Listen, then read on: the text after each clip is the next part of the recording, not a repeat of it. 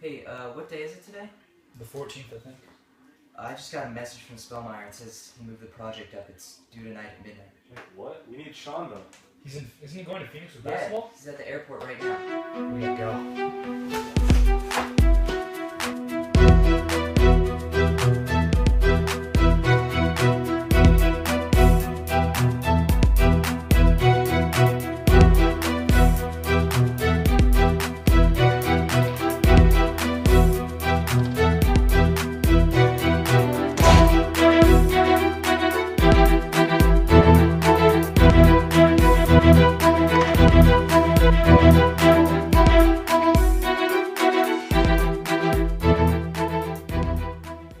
Chris, Matt, and Alex were hanging out on a Saturday when Matt checks Blackboard and realizes that the video project was moved forward 1 week and was now due that night.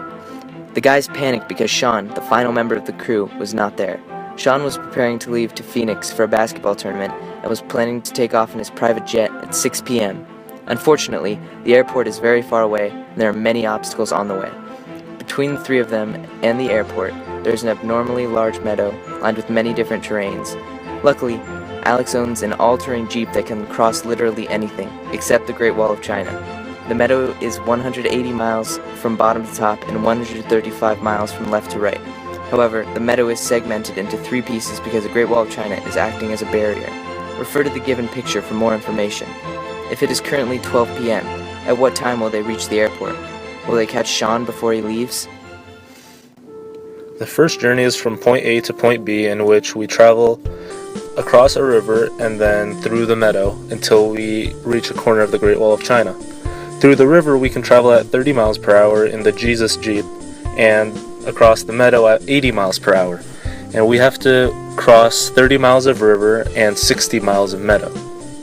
So we need to find the most optimal time to cross that segment.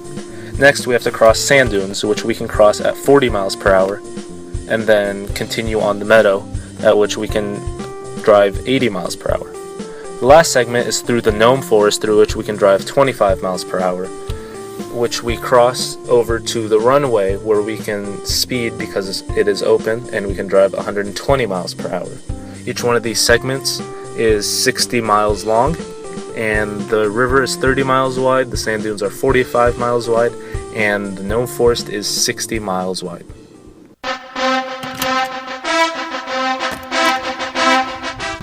Hey, guys, where are we going? We're going to the river. Then the sand dunes. Gnome Forest? Yeah! River, sand dunes, Gnome Forest! For the first segment of our journey, we want to set up an equation in terms of time.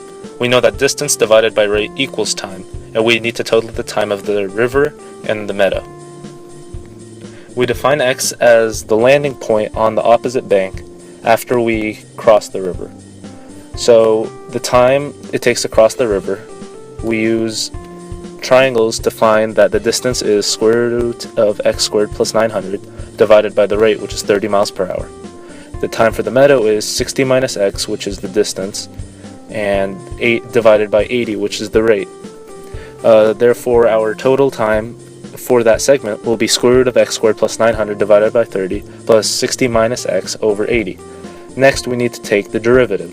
So we take the derivative and find that it is x over 30 times the square root of x squared plus 900 minus 1 over 80. Then we need to set the derivative equal to 0 and equal to undefined. However, it is never equal to undefined, so we just set it equal to 0. Through algebra, we find that x equals plus and minus the square root of 8100 over 55. We can toss out the negative because we can't have a negative distance, and using common sense, we know that even if we did go backwards on our track, that we would not optimize the time. So we find that x equals about 12 miles. Then we evaluate our endpoints, which would be 0, meaning that we cross the river and then travel all 60 miles on the meadow that we can.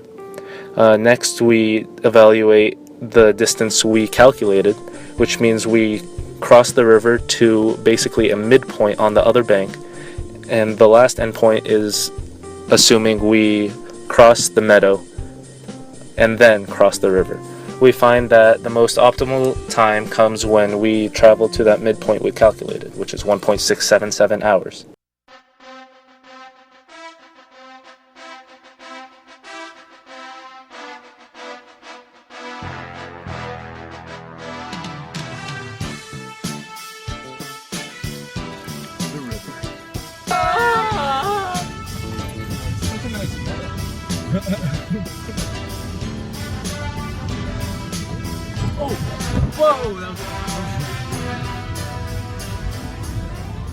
Next, in segment 2, we establish our time equation to be the square root of x squared plus 2025 over 40 plus 60 minus x over 80, which we achieve through the use of the Pythagorean theorem to calculate the distance and defining of x as the midpoint on the opposite bank. Next, we take the derivative, set it equal to 0. We have the same case where it is never undefined.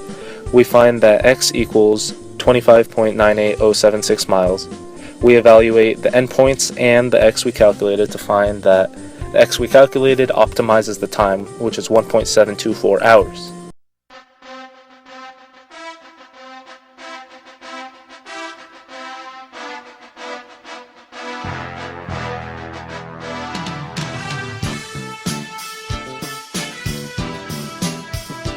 Sand. Whoa, sand dunes. How much time do we have to get to Shawn? Not much longer. Let's go. The third segment is defined by the square root of x squared plus 3600 over 25, which is the 25 is the rate at which you can travel through the gnome forest, plus 60 minus x, which is the remaining distance, over 120, which we can drive on the runway. While setting up the equation for time here, we have to make sure we realize that we can use 120 as the rate, because if we cross the gnome forest before we drive down the meadow, we realize that on the other side of the bank we can travel 120 miles per hour because we're on the runway instead of on the meadow. So we take the derivative, set it equal to 0, and find that x equals 12.7804. We evaluate the two endpoints and the distance we calculated to find that 2.847 hours is the most optimal time.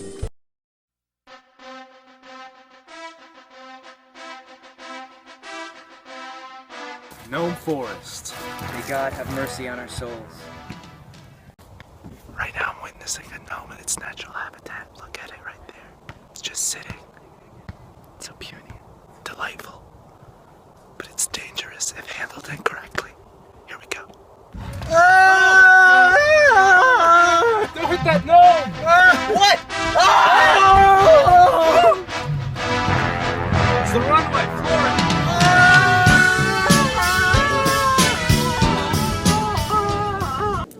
Lastly, we total our times up to find 6.248 hours is the time for our journey, which turns out to be 6 hours and 15 minutes. Because we leave our house at 12 and Shawn's plane leaves at 6, we arrive at 6:15, which means we are 15 minutes late for Shawn and we will not catch him. Sadly, we did not reach Shawn in time, so we returned home and cried.